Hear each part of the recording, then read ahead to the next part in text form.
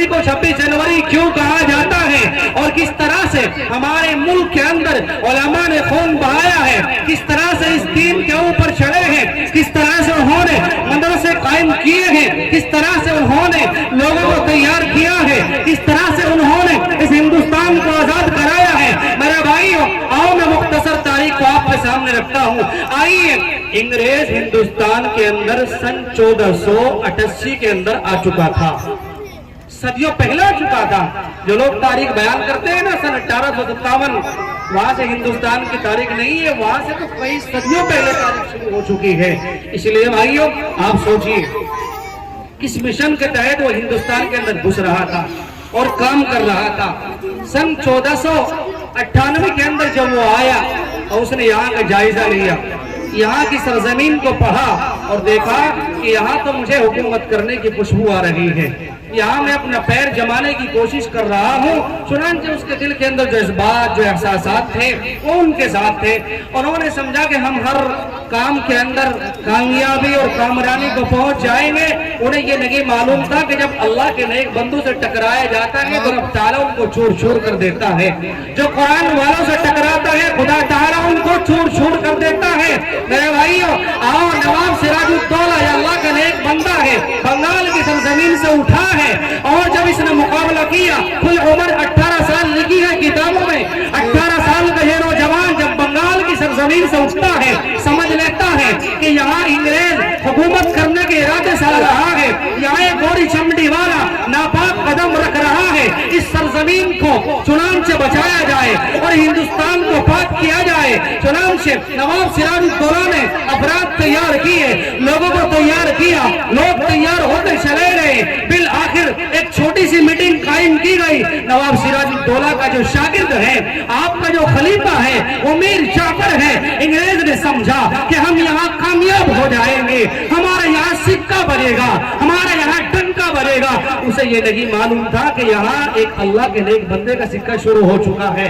चुनांचे उन्होंने समझा कि हम यहाँ हर तरह से कामयाब रहेंगे, लेकिन बिल आखिर अपनों की गद्दारी की बुनियाद पर मीर जाफर को लालच दे दिया गया और उनसे कह दिया गया कि जाफर देख ले, अगर हम तुम्हारी समझ में बात आए तो बात कर लेते हैं, अगर तुम हमारा साथ दोगे और हमारे हाथों से इसे शहीद कराओगे, नवाब सिराजुद्दौला को शहीद कराओगे, तो हम तुम्हें समझ लो चांदी से, ये जवाहरात से, सोने से मुज़य्यन कर देंगे और आपके जिस्म के अंदर जितना वजन है उतना टन सोना हम आपको देंगे। चुनांचे उसके ज़हन में लालच आया और वो बहक गया।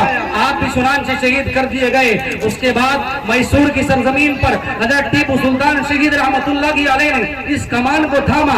आपने 3 बड़ी जंगें लड़ी है। भाइयों, जिस वक्त में मैसूर की सरजमीन पे हज़रत टीपू सुल्तान शहीद रहमतुल्लाह अलैह जंग लड़ रहे थे, अंग्रेज कब कपा रहा था और ये सोच रहा था अगर आज हज़रत टीपू सुल्तान शहीद हमने शहीद न किए, हम कभी कामयाब नहीं हो सकते, हम कभी कामयाब नहीं हो सकते। चुनांचे आपके शागिर्द और आपके खलीफा मीर सादिक को भी लालच दिया गया, वो कम वक्त लालच में बहक गया, वो भी सोने चांदी का हो गया, वो भी दुनिया कमाने के पीछे पड़ा हुआ था। चुनांचे हज़रत टीपू सुल्तान शहीद रहमतुल्लाह अलैह को भी शहीद कर दिया जाता है। इसके बाद इस तारीख को समेटा जाता है। मुजद्दिद अल-बसानी रहमतुल्लाह अलैह सरहिंद की जमीन पर तशरीफ फरमा है। अल्लाह ताला हजरत वाला की कब्र पर करोड़ों रहमतें नाजिल फरमाए। इस तारीख को पढ़ लेते हैं और समझ लेते हैं कि अंग्रेज ईस्ट कंपनी के नाम से जो तिजारत करने के लिए सरजमीन पर आया है वो धोखेबाजी है। असल में हुकूमत करना चाहता है, अपना पैर जमाना चाहता है, अपना सिक्का चलाना चाहता है। चुनांचे हजरत मुजद्दिद अल-बसानी रहमतुल्लाह अलैह, शाह इस्माइल शहीद रहमतुल्लाह अलैह ये काबिल तैयार होता है और इन्होंने मीटिंग कायम की। चुनांचे अफरादों को तैयार किया, उलमा को तैयार किया। बिल आखिर हजरत मुजद्दिद अल-बसानी रहमतुल्लाह अलैह भी शहीद कर दिए जाते हैं। मेरे भाइयों, उलमा ने लिखा है कि 50,000 उलमा ने इस सरजमीन के लिए खून को बहाया है। आइए मुख्तसर करते हुए उसके बाद 1866 में अकाबिर दारुल सामने आते हैं और दारुल देवबंद की बुनियाद रखी जाती है। जब 1866 में दारुल की बुनियाद को कायम किया गया, अज़हर हिंद दारुल को कायम किया गया। चुनांचे हकीम दादुल्लाह मुहाजिर मक्की रहमतुल्लाह अलैह, अल्लामा कासिम साहब ननूतवी रहमतुल्लाह अलैह, अल्लामा रशीद साहब गंगोही रहमतुल्लाह अलैह, ये अकाबिर उम्मत के मीटिंग कायम करते हैं, थाना भवन के दरमियान मीटिंग कायम होती है और ये फैसला लिया जाता है। मेरे भाइयों, इस तरह से इंग्रेज ने लोगों को लालच दिया है और लोगों को समझाया है कि तुम्हें हमारी तिजारत में पैसा भी मिलेगा, तुम्हें खाना भी मिलेगा, तुम्हें रहना भी मिलेगा, मकान भी दिया जाएगा। मेरे भाइयों, तवज्जो के साथ सुनो, तवज्जो इधर रखो, चंद मिनट में अपनी बात को खत्म करने वाला हूँ, तफसील का मौका नहीं है। चुनांचे उन्होंने नारा दिया था, अगर हम तुम्हारे मीटिंग में कायम करेंगे और तुम हमारे सुपुर्द कायम रहोगे, हम तुम्हें खाना भी देंगे। अकाबिर तालीम ने इस तरफ को अपनाया और कहा कि लोगों, इस वक्त ऐलान करने की जरूरत है, कोई नमाज पढ़ाने वाला नहीं है, कोई कुरान पढ़ाने वाला नहीं है, कोई दीन सिखाने वाला नहीं है। चुनांचे अल्लामा कासिम साहब नानोतवी रहमतुल्लाहि अलैह ने फैसला लिया कि तुम भी लोगों में ऐलान कर दो, तुम्हें कपड़ा भी दिया जाएगा, तुम्हें कुरान भी पढ़ाया जाएगा, तुम्हें खाना भी दिया जाएगा, तुम्हें रिहाइश का इंतजाम भी दिया जाएगा। हालांकि बेचारे हर तरह से कमजोर और खस्ता हालत के अंदर थे हमारे अकाबिर दारुल उलूम देवबंद। उसके बावजूद उन्होंने लोगों को समझाने के लिए, लोगों में बेदारी पैदा करने के लिए ये ऐलान दिया कि तुम्हें खाना भी दिया जाएगा, तुम्हें कपड़ा भी दिया जाएगा, तुम्हारे बच्चों को तालीम भी दी जाएगी। चुनांचे लोग आते चले गए। वही अनार का दरख्त जहाँ आज देवबंद की छत्ता मस्जिद है, वही से तालीम शुरू हुई। हजरत मुफ्ती महमूद हसन देवबंदी रहमतुल्लाहि अलैह दारुल उलूम देवबंद के पहले तालिब इल्म है और पढ़ाने वाले का नाम भी महमूद रहमतुल्लाहि अलैह है। पढ़ने वाला भी महमूद, पढ़ाने वाला भी महमूद। वहां से मदरसा शुरू होता है, चुनांचे फैलता चला जाता है। अल्लाह के नेक बंदों की नजर पड़ती है उस जगह के ऊपर, वो वहां से तरक्की करते हुए कोई ईरान, तुआन, अफगानिस्तान, अमेरिका सब चला फैल जाता है। आज अल्लाह का शुक्र है, अजहर हिंद दारुल उलूम देवबंद की बरकत है कि हर गांव के अंदर, हर शहर के अंदर, हर मुल्क के अंदर अल्लाह का बड़ा फजल करम है, कोई न कोई कुरान पढ़ाने वाला मौजूद है। ये दारुल देवबंद की बरकत है भाइयों। जिस वक्त में मौलाना कासिम साहब नानोतवी रहमतुल्लाहि अलैह जंग लड़ रहे थे, तो आप हैरत से अफसोस करेंगे, इंग्रेज ने हजरत नानोतवी रहमतुल्लाहि अलैह के ऊपर हमला किया और आपकी आंख के ऊपर गोली लगी आकर के। मौलाना कासिम साहब नानोतवी रहमतुल्लाहि अलैह की आंख बागिर हो गई। अल्लामा रशीद साहब गंगोही रहमतुल्लाहि अलैह ने फरमाया कि कासिम क्या बात है? फरमाया कि रशीद आंख के ऊपर हमला हुआ है, आंख पर गोली लगी तो आंख बागिर आ गई। चुनांचे अल्लामा रशीद साहब गंगोही रहमतुल्लाहि अलैह ने उस आंख को उठाया और जो अभी मैंने आपको दुरूद पढ़वाया है, 3 मरतबा ये दुरूद पढ़ा अल्लामा रशीद साहब गंगोही रहमतुल्लाहि अलैह ने, और इस तरह से अपना हाथ रखा मौलाना कासिम साहब नानोतवी रहमतुल्लाहि अलैह की आपके ऊपर 3 मरतबा दुरूद शरीफ पढ़ने की बरकत ये थी, हजरत वाला की करामत कि बिल्कुल आपकी आंख से ही सालिम हो गई।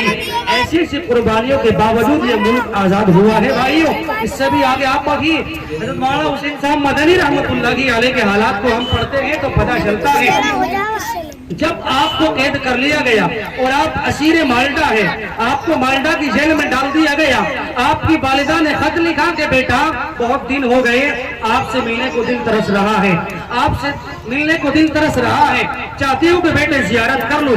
तो मालूम है मेरे भाइयों क्या जवाब दिया था हजरत मदनी रहमतुल्लाहि अलैह ने? फरमाया था कि अम्मा आज मुझे अंग्रेजों ने कैद कर लिया है और मैं माल्टा की जेल में कैद हो चुका हूँ। मेरी माँ आप अल्लाह से दुआ करती हुई चली जाए, मेरे बारे में दुआ करती हुई चली जाए। रब्बे काबा की कसम, दिल पर हाथ रखकर सुनो, मेरी जबान से कहना आसान, आपको सुनना आसान, लेकिन उस बंदे की हक तर्जमानी देखो। हुसैन साहब मदनी रहमतुल्लाहि अलैह ने कहा कि मेरी माँ आप अल्लाह से दुआ करती हुई चली जाए, मैं इस मुल्क के लिए कैद कर लिया गया, मेरी जान खतरे के अंदर है, मुझे कोई परवाह नहीं है। मेरी माँ अगर मैं आज इस अंग्रेज से पिट्ठू के सामने झुक गया, इस्लाम झुक जाएगा, कुरान झुक जाएगा।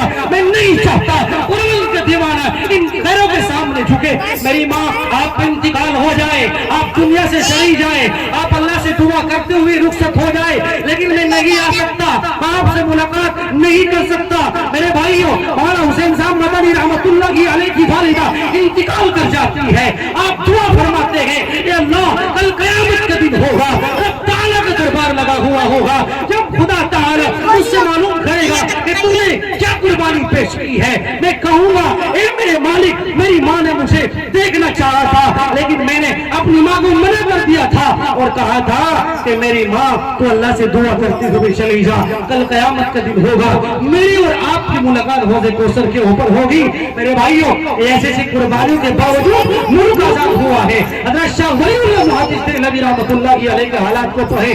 شاہ عبدالعزیز محدث دہلوی رحمۃ اللہ علیہ نے سن 1803 میں جب فتویٰ جاری کیا کہ انگریز کی فوج میں داخل ہونا حرام ہے، میرے بھائیوں شاہ صاحب رحمۃ اللہ علیہ کو قید کر لیا گیا اور کہا کہ شاہ صاحب جانتے ہو کہ فتویٰ جاری کر دیا، اس کا جرمانہ کیا ہوگا؟ فرمایا کہ کیا ہوگا میں جانتا ہوں، زیادہ سے زیادہ تم مجھے پھانسی کے پھندے پر چڑھا سکتے ہو، اس سے زیادہ آپ کچھ اور نہیں کر سکتے۔ چنانچہ شاہ عبدالعزیز محدث دہلوی رحمۃ اللہ علیہ نے ان کی پارلیمنٹ میں جس طرح سے ہم لوگ بیٹھے ہیں اسی طرح آ کر کے کہا کہ فتویٰ دیا ہے کیا ہوتا ہے؟ فتویٰ دیا تھا اور فتویٰ دیتا ہوں اور دیتا رہوں گا کہ انگریز کے ساتھ دینا حرام، انگریز کے ساتھ کاروبار کرنا حرام، اس کے ساتھ بیٹھنا ناجائز، اس کے ساتھ کھانا ناجائز، اس کے ساتھ بولنا ناجائز۔ چنانچہ حضرت شاہ عبدالعزیز محدث دہلوی رحمۃ اللہ علیہ کو زجر دے دیا گیا، آپ کو بھی اس دنیا سے چھوڑنا پڑا اور آپ بھی پردہ فرما گئے۔ میرے بھائیوں آپ کو کیا کیا بتاؤں،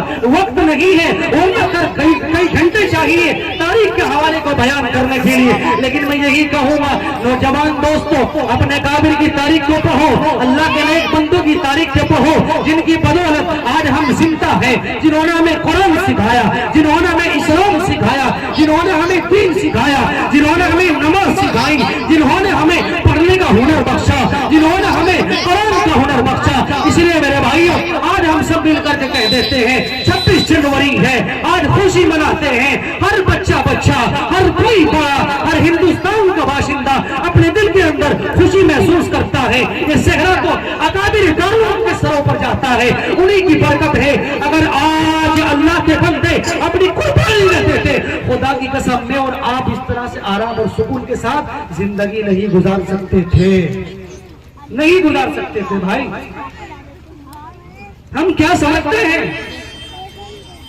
اس لیے ہر آدمی کو سوچنا چاہیے، غور کرنا چاہیے کہ اللہ کا شکر احسان ہے ہم سب جو یہاں جمع ہوئے ہیں انہی اکابر، انہی علماء دیوبند اور اپنے بزرگان دین کی تاریخ کو بیان کرنے کے لیے اللہ کا شکر ہے، اللہ کا بڑا فضل ہے کہ آج اللہ کا شکر ہے ملک کے حالات بہت درست ہیں، اور اللہ سے دعا کرتے ہیں جو ہمارے ملک کے اندر خرابی پیدا کرنا چاہتے ہیں، ہمارے ملک کے اندر کمزوری پیدا کرنا چاہتے ہیں، توڑ کی بات کرتے ہیں، اگر ان کے مقدر میں ہدایت ہو اللہ تعالیٰ ان کو ہدایت نصیب فرمائے، اور اگر ان کے مقدر میں ہدایت نہ ہو اللہ تعالیٰ انہیں نیست و نابود فرما دے۔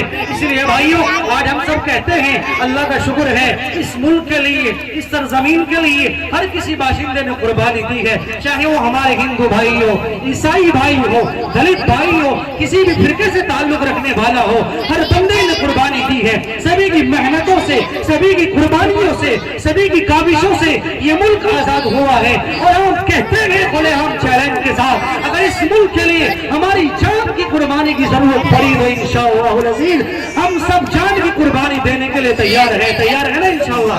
ہم آ کر کے بتاؤ انشاءاللہ العزیز اگر ہمارے ملک کو ہماری جان کی قربانی کی ضرورت پڑے ہم سب تیار ہیں، مال کی قربانی کی ضرورت پڑے ہم سب تیار ہیں۔ اللہ سے دعا کرتے ہیں رب کریم ہمارے یہاں آنے کو بیٹھنے کو قبول فرمائے، اللہ تعالی ہمارے ان بچوں کو دنیا آخرت کے لیے قبول فرمائے۔ بہترین محنتوں کا ثمرہ آپ لوگوں نے پیش کیا ہے، اللہ رب العزت نعم البدل عطا فرمائے، آمین۔ وآخر دعوانا ان الحمدللہ رب العالمین۔